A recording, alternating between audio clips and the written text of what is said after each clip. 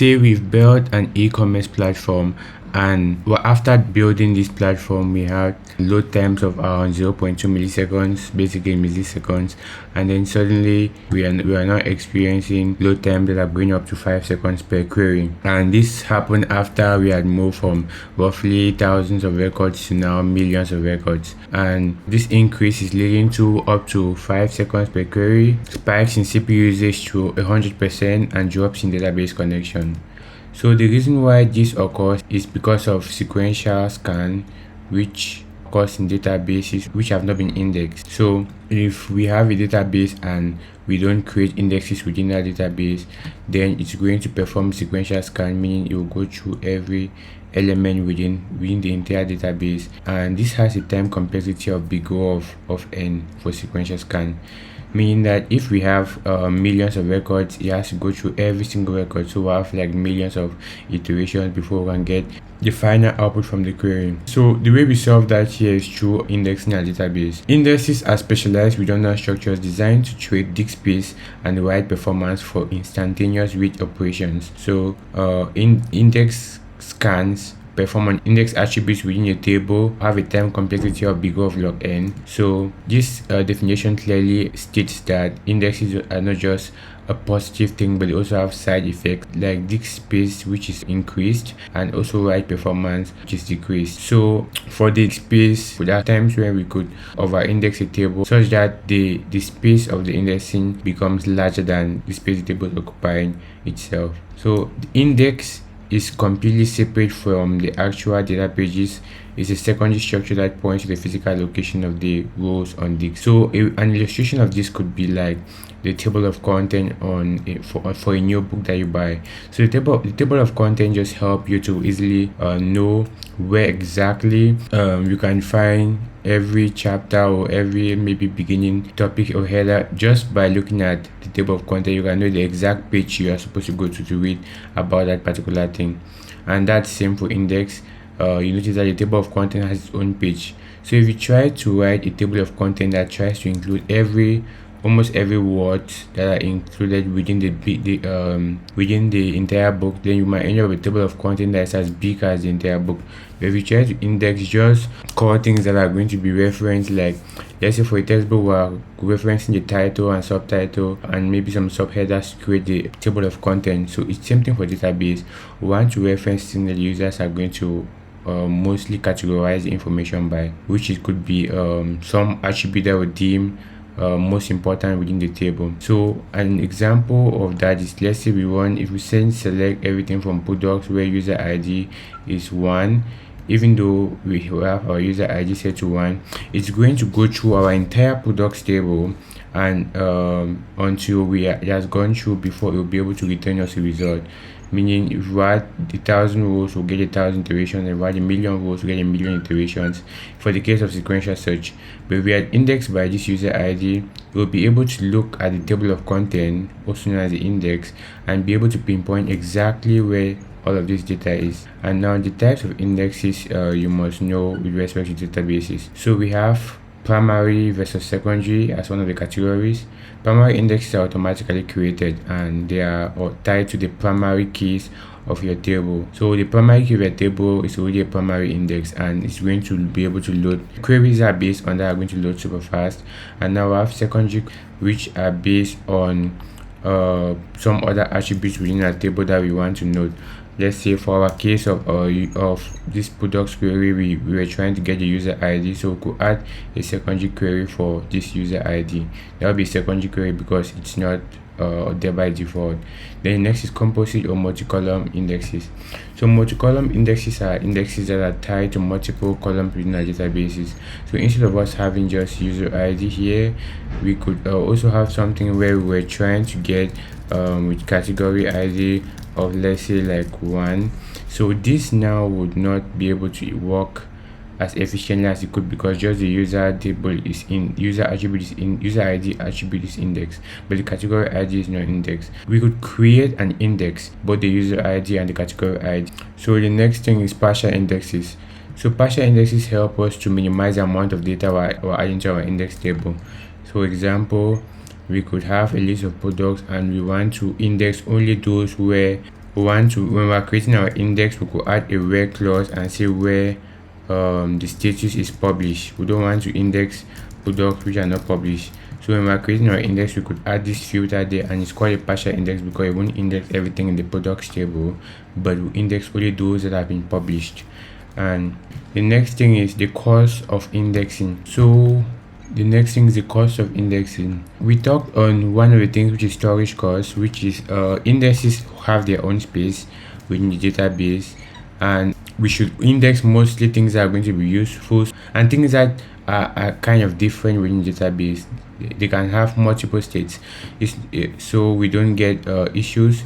We have the write penalty for indexes. So indexes within our databases decrease the write speed, because whenever we add a new item to that table, let's say we add a new item to that products table before, maybe using a different query, then it's going to have to rewrite the entire index table. So every time a new item is added to that table, the entire index for that particular table has to be recreated. So the golden rule of indexes accelerate the reads but degrade writes.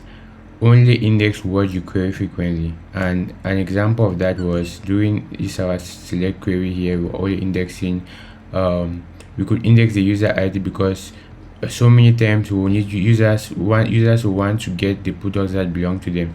So this user ID is very important. Indexing by category ID is also very important because users will be frequently requesting products under particular categories. And the next one now is under production best practices and common mistakes. So index selectivity is a formula that is there in the database and is used to determine if it is going to create an index for a particular attribute or it's just going to skip ahead and perform a normal sequential search on the database. So a good rule to note before creating an index in a database is try to index things that are going to change. For example, if we try to create an index on, let's say, the table products, let's say we have a table here called products, and then we choose a field called is active, that which is a boolean of type boolean within that table. Now the issue now with this is boolean has just two states. A boolean can be true or it can be false, and we start to notice that we'll have a lot of repetitions within our database for both true and false, and it's just not worth it creating this. If we want to measure the ratio of the number of unique values to the total number of rows, is going to be a value that indicates to the database one calculation that it's not worth indexing that particular information, because it's like, instead of, let's take a textbook example, instead of us looking for a particular page for the table of content and knowing where something is found, when we look at the table of content, we just see let's say one word of that particular thing, and now we have to go and look for everywhere in the book where that word is, and it still provides a very large space for where we are to look through, and it's just occupying our space for no reason and decreasing our time to perform a write operation in the database. Here, cardinality refers to the number of unique values contained within the specific column of table, which is calculated. Selectivity is the image is calculated by dividing the number of unique values by the total number of rows. So imagine you are looking at 1.5 million row catalogs. You want to find all products where it's active is true. If 90% of your products are active, using an index is like flipping to the back of the book, looking up the word day and finding a list of 800 page numbers. It is vastly faster to just read the book page by page from the beginning than to constantly flip back and forth between the index and the pages. Yep, I think it's a great description of how that works. So don't index things that appear too frequently, like trying to index day. It's preferable to index something like the entire title. Let's say a title of the book, it does not appear 2 times in the book. A title on a chapter of the book does not appear more than once in the book. That's a good way to index that. So to demo that, download the generator file from this GitHub repository shown here. I've added a link in the description. Let me just display it here. This file is going to generate 3 tables for us: the users table, the categories table, and the products table, and it's going to fill in a bunch of data in those tables so that we can use it for testing. And to load that, I'm using PostgreSQL, so you can just open PostgreSQL and then you create a database called playground. And when you're done creating this database, you can now exit and import that data into the database by running the command PSQL playground left arrow and the data file. And once that's done, it's going to import all of that data into our database. And from there, we can just sign in with a database client to that database. We call it PostgreSQL, and username and my password. There's no password. Once that's done, we are connected to the database. So let's check if the other one is completed. Yep, our query is done. We have 500,000 users created, 20 categories, and 1.5 million products. So we can start playing around to see how things go. So testing the first case where we're trying to fetch all the products with a particular user ID. When we run this now, to get information on the performance of this, we'll just add prepare the explain analyze keyword here. So we see that with that we perform a parallel sequential scan on the products table, and it took us about 69 milliseconds, and we had about the cost of it was like 55,633. So if we run this more, we see that it's evolving around 69 milliseconds. Yeah, 72 milliseconds. So let's say that we need to create an index on this to speed up this operation.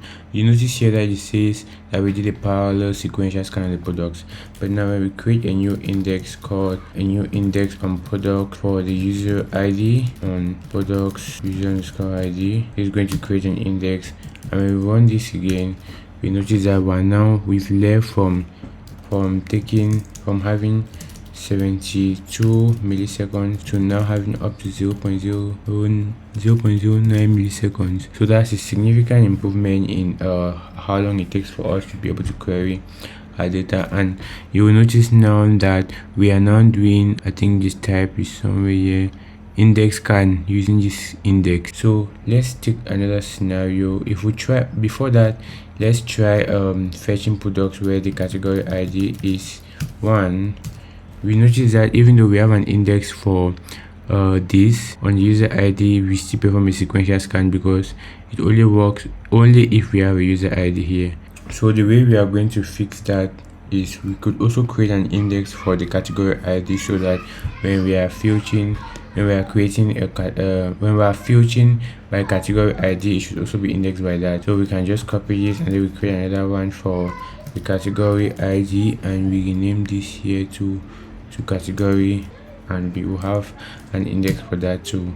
So if we try fetching down this, which was having a long time, it has probably decreased, but not a very huge decrease because we don't have too many different types of categories, but there is some decrease in the time it took for us to load that data. So let's say that we wanted to by the way, if we drop the index for both of them, we can be able to see how fast how much that changes.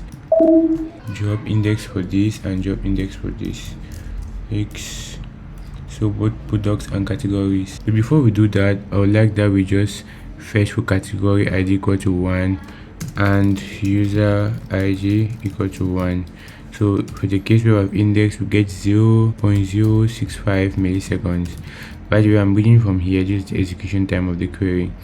So if once we drop these two indexes, both of these, we notice that it says 2 indexes have been dropped. You come back here and run this, we now get up to 70.29 milliseconds. So point increase without index. So this demonstrates how important indexes are for us when it comes to improving how fast our database runs. So the next thing I'm going to run is a query to show how all the sizes of the indexes after these operations have been performed. So this is a sample query that I got from online, and you can just run this with the name of the table, and you see that our products primary key it takes 32 megabytes. We have this number of index on products. I think we need to create back the index for both, and then we run this query to know how much for that. So we see that the product user ID index takes up to 21 megabytes more, and the products that on category ID takes lower space. So this one index, it shows that the more the number of different category of items that we have for that particular attribute, the higher the number will be. So in regards to this, it's important for us to know that we now have to, because we have indexed this table, we have gotten close to 100 megabytes or 110 megabytes more. But if we had cases with now millions of tables, we will now get indexes that will be way huger than this. But and also, if we were to export our database, it could be, there are chances that we could have indexed too much that our indexes, the total size of our indexes becomes greater than the size of our entire database. So with that, we have to know index all the important things, and know that we are also trading off the writing speed on the database. So with that said, we've covered everything regarding to indexing the database and how to manage them, the importance of the XP Analyze tool or query when we are dealing with measuring database query performance. So with this, you can then know how to improve queries. So if you found anything interesting or insightful, I appreciate if you do leave a like on the video or give a comment on anything that you like us to talk about next, or general feedback.